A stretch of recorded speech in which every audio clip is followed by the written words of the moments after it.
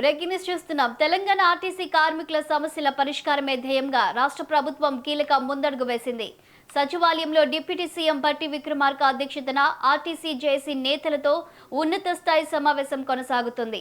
మంత్రులు Ponnam Prabhakar, Sridhar Babu, Vivek Venkataswamy, Adluri Laxman Kumar, CS Ramakrishna Rao, special CS Vikas Raj, Sandeep Kumar Sultania, Dana Kishore, RTC MD Nagi Reddy పాల్గొని కార్మిక సంఘాల డిమాండ్లపై సుదీర్ఘంగా చర్చలు సాగిస్తున్నారు. సమావేశం ప్రారంభానికి ముందు సమ్మె నేపథ్యంలో మనస్తాపం చెంది ఆత్మ బలిదానం చేసుకున్న ఆర్టీసీ డ్రైవర్ శంకర్ గౌడ్ మృతికి మంత్రులు సంతాపం తెలిపారు. ఆయన కుటుంబానికి ప్రభుత్వం అన్ని విధాల అండగా ఉంటుందని భరోసా ఇచ్చారు. ఆవేశంతో ప్రాణాలు తీసుకోవద్దని సూచించారు. సమస్యల పరిష్కారానికి ప్రభుత్వం సిద్ధంగా ఉందని మంత్రులు విజ్ఞప్తి చేశారు. కాంగ్రెస్ ఎన్నికల మేనిఫెస్టోలో ఆర్టీసీ కార్మికులకు ఇచ్చిన హామీలన్నింటినీ తక్షణమే ప్రజలు అమలు చేయాలని జేఏసీ నేతలు పట్టుబట్టారు.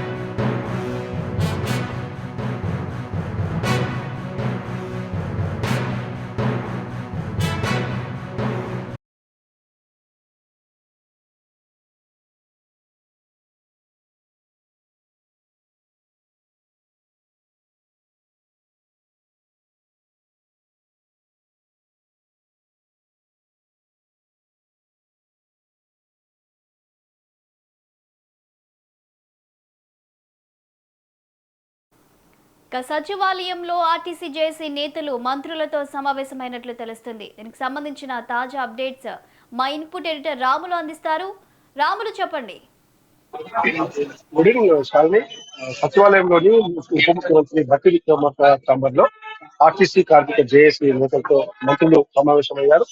ఈ సమావేశంలో మంత్రులు పొన్నం ప్రభాకర్, శ్రీధర్ బాబు, అశోక్ లక్ష్మణ్, వివేక్ వెంకటస్వామితో పాటు ఐఏఎస్ అధికారులు, రాష్ట్ర రోడ్డు భవనాల శాఖ ప్రిన్సిపల్ సెక్రటరీ వికాస్ రాజు, దానకిషోర్, సందీప్ కుమార్ సుల్తానియా, ఆర్టీసీ ఎండీ నాగిరెడ్డితో సహా పలువురు ముఖ్య శాఖల సిఎస్ రామకృష్ణ అందరూ కూడా సమావేశమై పొద్దు నుంచి కూడా ఈరోజు సచివాలయంలో ఆర్టీసీ కార్మికుల సమ్మె పరిష్కార ధ్యేయంగా ప్రభుత్వం ముందుకు వచ్చిన నేపథ్యంలో ఈరోజు ఉదయం నుంచి కూడా అధికారులతో చర్చలు కొనసాగుతున్నాయి. లంచ్ తర్వాత deputy CM Bhatti Vikramarka chamber లో ఈ సమావేశం కొనసాగుతా ఉంది. ముఖ్యంగా గత 3 రోజులుగా ఆర్టీసీ కార్మికులు తమ డిమాండ్ల సాధన కోసం రాష్ట్ర వ్యాప్తంగా కూడా పెద్ద ఎత్తున ఆర్టీసీలో సమ్మెలో పాల్గొంటున్నారు. ఇక ధర్నాల పేరుతో, ర్యాలీల పేరుతో అనేక కార్యక్రమాలు చేపడుతున్నారు. అయితే నిన్న ఏదైతే వరంగల్ జిల్లా నర్సంపేట ఆర్టీసీ బస్ డిపోలో జరిగిన ఏదైతే సంఘటన ఉందో, శంకర్ గౌడ్ ఏదైతే నిప్పంటించుకొని ప్రభుత్వాన్ని నిరసన చెప్పారు. దానికి సంబంధించిన అంశంపై కొంచెం ప్రభుత్వం సీరియస్ గా ఈ అంశాన్ని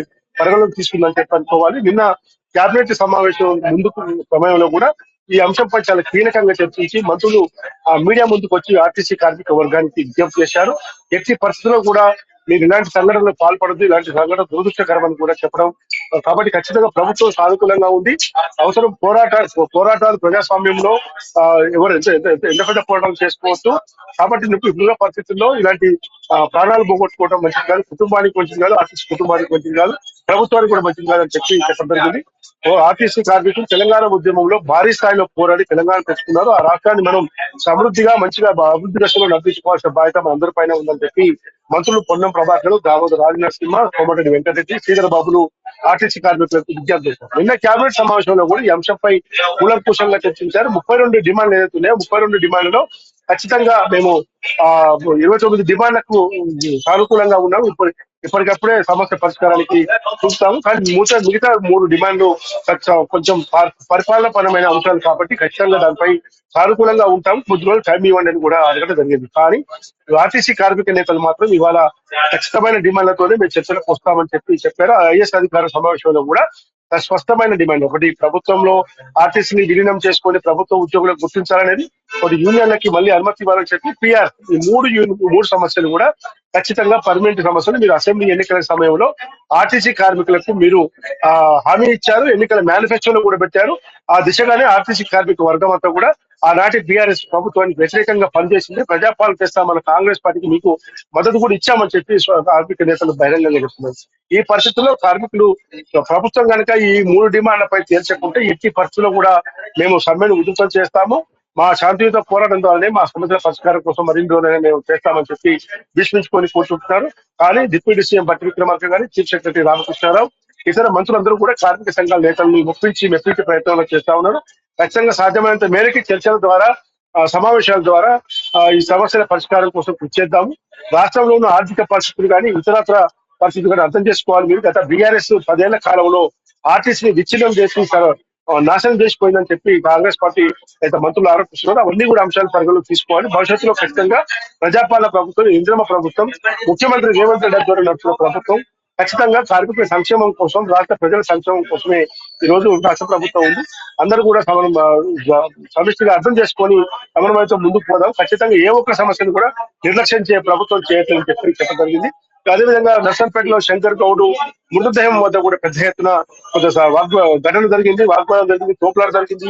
కేంద్ర మంత్రి బండి సంజయ్ తో పాటు ఇతర బీఆర్ఎస్ చెందిన మాజీ మంత్రులు ఎర్రబెల్ దయాకర్, మాజీ ఎమ్మెల్యేలు ఎమ్మెల్సీలు సత్యవతి రాథోడ్, పెద్ద సుదర్శన్ రెడ్డి, పల్ల రాజేశ్వర రెడ్డి, ఇతర బీజేపీ నేతలు అందరూ కూడా పెద్ద ఎత్తున అక్కడ చేరుకోవడం, ఆర్టీసీ కార్మికులు అక్కడ పెద్ద చేరుకోవడం, నర్సంపేట డిపో తీసుకెళ్లి శవాన్ని అక్కడ 5 నిమిషాలు పెట్టాలి, దాంతో అది ఆత్మశాంతి కాల్స్తుందని చెప్పి భీష్మించుకొని కూర్చోవడం.